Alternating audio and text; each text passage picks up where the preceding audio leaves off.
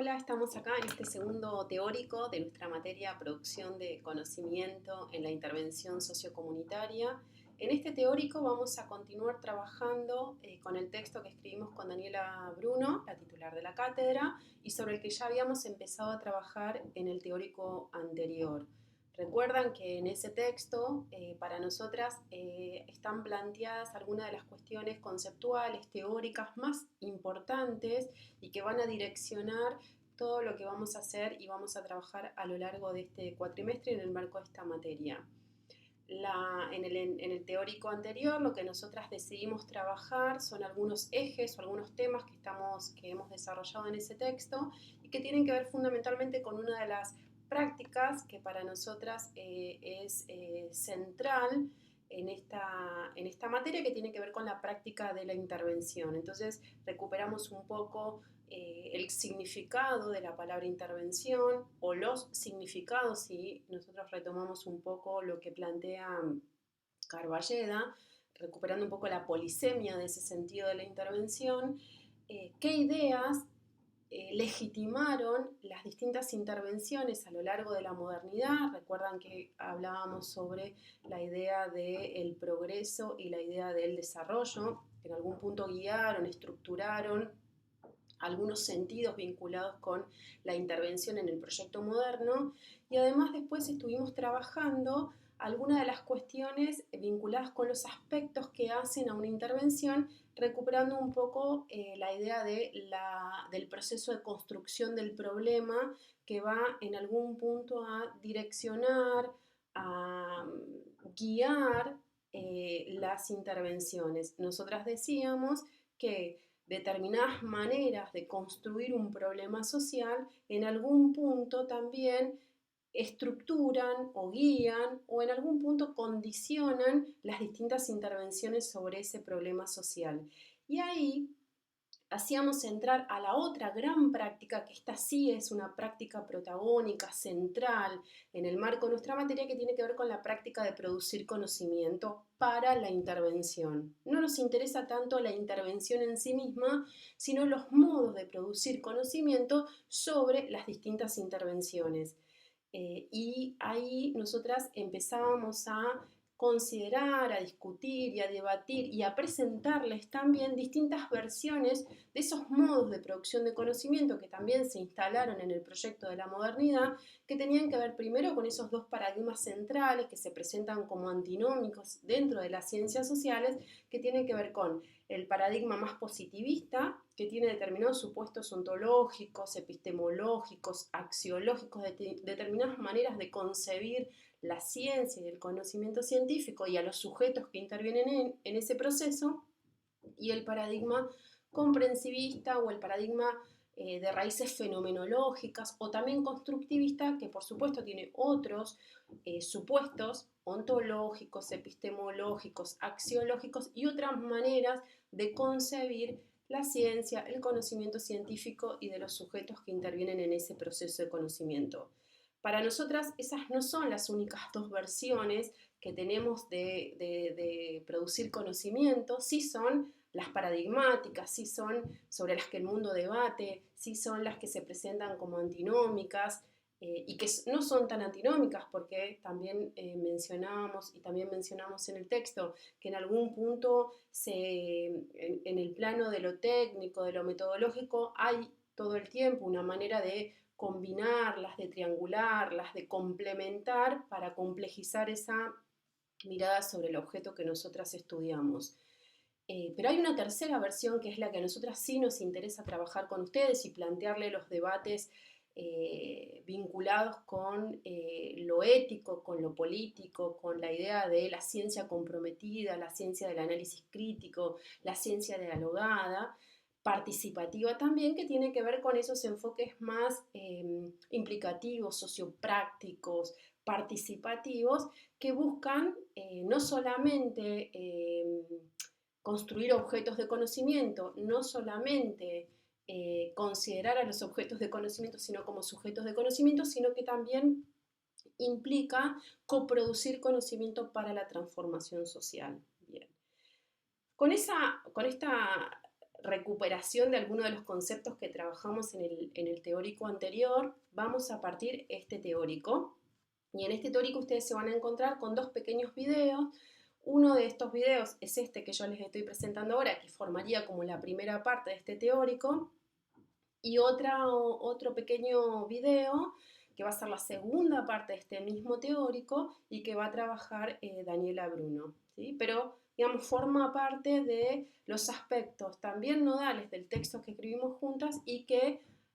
recuperan un poco otro de los temas o otros temas que nosotras no trabajamos en el teórico anterior y que van de a poco encauzándonos a pensar nuestro rol como comunicadores y como comunicadoras en esta práctica de producir conocimiento entrelazada con las intervenciones o las tomas de decisiones. Yo ahora lo que voy a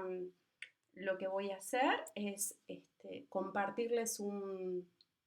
una presentación en PowerPoint, que ustedes este PowerPoint lo van a tener también en el aula virtual, por si no llegan a verlo bien, como subimos el otro, y que nos van a permitir un poco desarrollar un poco más el teórico que tenemos para hoy. Como parte de este teórico, ya adentrándonos directamente en los contenidos que queremos trabajar con ustedes, nosotras recién le decíamos que la idea de unir esta práctica de intervenir y unir la práctica de producción de conocimiento, la práctica de investigar, tiene que ver también con hacer jugar un concepto que para nosotras es nodal y que también aparece profundamente desarrollado en el texto, que tiene que ver con el concepto de cultura organizacional. ¿Por qué hablamos de cultura organizacional? En definitiva, porque cuando nosotros estamos hablando de investigar para intervenir, estamos pensando en un escenario donde se da esa práctica de producir información, producir conocimiento en el marco de una intervención. Y en general estamos hablando de que en esos escenarios aparecen organizaciones, aparecen movimientos, aparecen otras personas, otros sujetos, otras sujetas, con los cuales nosotros tenemos que plantear algún tipo de diálogo, interlocución, para ver de qué manera se pueden desatar esos procesos de producción de conocimiento y mejorar incluso sus propias prácticas y sus propias intervenciones. Es en este punto donde nosotras nos parece que este concepto de cultura organizacional nos permite justamente recuperar la complejidad de esas organizaciones. ¿A qué llamamos cultura organizacional? A ese marco común de referencia que, dice la presentación que ustedes están viendo, lleva a tener una concepción más o menos homogénea de la realidad y un patrón similar de comportamientos ante situaciones específicas. En definitiva, ¿de qué hablamos cuando hablamos de cultura organizacional? De esos modos de ser y de actuar o de intervenir de las organizaciones frente a situaciones específicas. Esos modos de ser y de actuar que hacen a la cultura organizacional en general no están escritos en ningún lado, no hay protocolos, no hay documentos escritos, no hay flujogramas, ¿no? Digamos, aparecen en la cotidianeidad, aparecen en las prácticas de comunicación, aparecen en las prácticas en general, que tienen que ver con esta idea de sistemas de significados, con formas de pensar, con las ideologías, con algunas convenciones que son tácitas, con los modos de conocer de estas organizaciones y que pueden además advertirse en cualquier sociedad, que pueden ser más o menos explícitos, más o menos racionales y que aparecen fuertemente cuando nos comunicamos, cuando hablamos, cuando nos movemos, cuando gesticulamos. Bueno, estas características que aparecen en la sociedad también aparecen en las organizaciones y por eso hablamos de cultura organizacional. Y por tanto, aparece acá el rol de la comunicación, que tiene que ver con que a través de la comunicación podemos redefinirnos, apropiarnos, reformular, resignificar o reconstruir algunos sentidos compartidos. Porque en definitiva, aquello que llamamos cultura organizacional no es más que un sistema de significados compartidos que en algún punto direccionan, guían las prácticas en el marco de estas organizaciones. Por tanto, cuando nosotros analizamos las prácticas de comunicación más habituales, más frecuentes, más dominantes, más hegemónicas, digamos, de una organización, cuando nosotros analizamos, vemos de qué manera esas prácticas de comunicación en algún punto están reproduciendo o no, resignificando o no esa cultura organizacional. Y si nosotros queremos en algún punto modificar algo de la cultura organizacional, digamos, el espacio donde podemos establecer ese tipo de modificación y esos cambios tiene que ver con las prácticas de comunicación. Nosotras recién le decíamos que la cultura organizacional es ese modo de ser y modo de ser, modo de hacer, modo de intervenir, modo de las prácticas mismas de las organizaciones. Con lo cual, pensamos que hay organizaciones que tienen como distintas miradas y distintas prácticas muy relacionadas con sus culturas organizaciones respecto de los modos de producción de conocimiento o de la producción de conocimiento, cualquiera sea su versión, ¿no? Entonces, esa cultura organizacional o esa organización con esa determinada cultura organizacional puede facilitar o puede obstaculizar procesos de producción de conocimiento, puede promover, puede desatar, puede tener actitudes como bastante protagónicas, pero otra vez dependerá de esa organización específica, dependerá de la cultura organizacional que haya, digamos, construido a lo largo de su propia historia con la participación de sus integrantes, que, digamos, va a tener como distintas formas de actuar sobre una propuesta en el marco de un proceso de producción de conocimiento. Y eso va a tener que ver otra vez con esa cultura institucional y con el contexto institucional más amplio, con los modos de decisión. Cuando nosotros hablamos de modelos de decisión, tiene que ver con, para citar un ejemplo, si estamos ante una organización que tiene un modelo decisorio jerárquico, tecnocrático, digamos, riguroso, pero sí, tecnicista, la verdad es que probablemente la producción de información sea un elemento que aparezca ahí en ese modelo decisorio, pero probablemente esa cultura organizacional, digamos, que habilita y que legitima este modelo decisorio, no va a facilitar, no va a promover otro tipo de prácticas de producción de conocimiento como las que nosotras, digamos, estamos apostando en esta materia. Con lo cual, no decimos que en estas organizaciones con estas características no va a ser posible plantear procesos de producción de conocimiento como los que nosotras estamos apostando. Probablemente, digamos, tengamos que hacer un camino anterior que va a tener que ver justamente con la idea de intervenir a través de la comunicación, fomentando otro tipo de modelos decisorios y interviniendo sobre ese tipo de cultura institucional que se fue, digamos, configurando a lo largo de los años. En algunas organizaciones también con determinadas culturas organizacionales, la práctica de recolectar y procesar información, que para nosotros es como la práctica mínima en un proceso de producción de conocimiento, es subestimada y no es tenida en cuenta, y a lo mejor se lo hace como una práctica sumamente rutinaria que tiene que ver con cumplir una tarea concreta. Y por ahí no se dimensiona la importancia que puede llegar a tener ese proceso que en la cotidianeidad de una organización puede verse visto como algo rutinario, sistemático, aburrido, burocrático, que hay que hacer porque está en el orden de las cosas, digamos, y no es visto como como un inicio de un proceso de producción de conocimiento interesante, un proceso de conocimiento que puede incluso mejorar hasta determinadas prácticas dentro de la organización, que puede incluso hasta transformar algo de esa cultura organizacional que nosotros venimos. Entonces, ahí hay una pregunta que nosotras también nos hacemos es, ¿las organizaciones tienen el hábito, tienen la práctica sistemática de generar información y conocimiento para interrogar y transformar sus propias prácticas?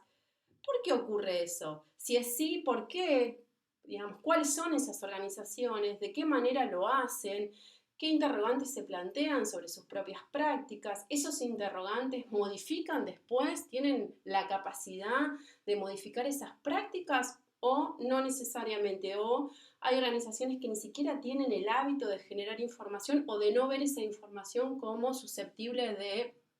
de formar parte de las preguntas que se hacen esas organizaciones en relación con sus propias prácticas.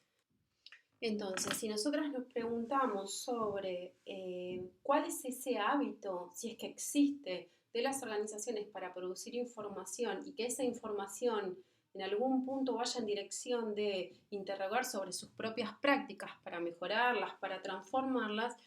y que ese hábito, si es que existe, también tiene que ver con el contexto institucional y con la cultura organizacional, ahí, digamos, directamente empieza a aparecer nuestro rol como comunicadores y comunicadoras, ¿no? Y preguntarnos justamente sobre ese mismo rol, que va a ser la segunda parte de este teórico. Para adelantarles, yo quisiera otra vez volver sobre algunas ideas sobre la crisis de la intervención. Decíamos, y dice en realidad Alfredo Carballeda, que la crisis de la intervención tiene que ver con el proyecto de la modernidad fundamentalmente. La intervención está en crisis no porque, no la crisis, no la intervención en sí misma, una manera de entender la intervención con esta idea de la intervención como disciplinamiento, la intervención como control, la intervención como obediencia. Y en realidad, este espacio de crisis tiene que ver fundamentalmente también con esas ideas que legitimaron el proyecto de la modernidad, ¿no? Con la idea de ciencia totalizadora, con la idea de progreso, con la idea del desarrollo, con la idea de las grandes instituciones y las miradas totalizantes y totalizadoras sobre nuestras sociedades. Eso, digamos, esas ideas están en crisis hoy y entonces las instituciones aparecen como estando en crisis, los espacios de socialización, la escuela, los partidos políticos, los sindicatos, eh, la crisis de los grandes relatos, el marxismo, el socialismo, incluso el liberalismo, digamos, esos discursos y esas prácticas que configuraron el proyecto de la modernidad, hoy por hoy aparecen en crisis. Por eso es que se da esta explicación de la forma de intervenir del proyecto de la modernidad como disciplinamiento y como control también aparece en crisis. Todo este contexto crítico nosotros lo vemos como espacios de oportunidad, como espacios de libertad para pensar no solamente en otras ideas, sino fundamentalmente, desde nuestra humilde propuesta de la materia, en realidad en pensar y en proponer otros modos de producción de conocimiento, otras versiones del proceso de producción de conocimiento diferentes a lo hegemónico y donde ahí la comunicación aparece claramente como un rol central, recuperando esta idea de la intervención, como dice Carballeda, como elucidación o la intervención como modalidad de comunicación con la idea de entender al otro, de valorizar sus saberes, de co-construir sus problemas, de idear posibles intervenciones, pero además y fundamentalmente de producir y de coproducir conocimientos sobre esas intervenciones de manera participativa, de manera dialogada, de manera, digamos, comprometida fundamentalmente, ¿sí? Ese es nuestro aporte, la manera en que nosotros vemos a los actores, entendemos sus capacidades, comprendemos sus necesidades, valorizamos sus saberes y sus deseos, sabiendo además que no podemos plantear necesariamente relaciones simétricas, ¿no? Porque las relaciones entre el poder y el saber necesariamente se fundan en una simetría, pero no es lo mismo considerar a los otros y a las otras como objetos de conocimiento, sino, ni tampoco incluso hasta como sujetos de conocimiento, sino como coproductores de conocimientos compartidos, ¿no? Entonces ahí la comunicación aparece como claramente como un saber experto, pero con un rol muy interesante que tiene que ver con un rol de mediación, de intersección, de encontrar lo que es común o incluso de transducción, de transformar, digamos, eso que aparece en la organización en algo bien distinto, de animación procesual, entre, digamos, el encuentro entre diferentes actores, en este caso el Estado y agentes no estatales, entre actores sociales, entre miembros de comunidades, entre miembros de movimientos sociales, y donde aparece fuertemente esta idea de diálogo, de construcción colectiva, de, de argumentación comprometida también, y la intervención desde esta mirada, digamos, desde esta nueva mirada como elucidación, como modalidad de comunicación, como concepción que valoriza al otro y a la otra, construye de esta manera su aceptabilidad social y su confiabilidad sobre la base de argumentos donde varios actores se involucran directa o indirectamente en una discusión buscando el mutuo convencimiento. En algún punto ese es el aporte de la comunicación en los procesos de intervención, pero fundamentalmente considerando esos procesos de intervención desde la producción de conocimiento.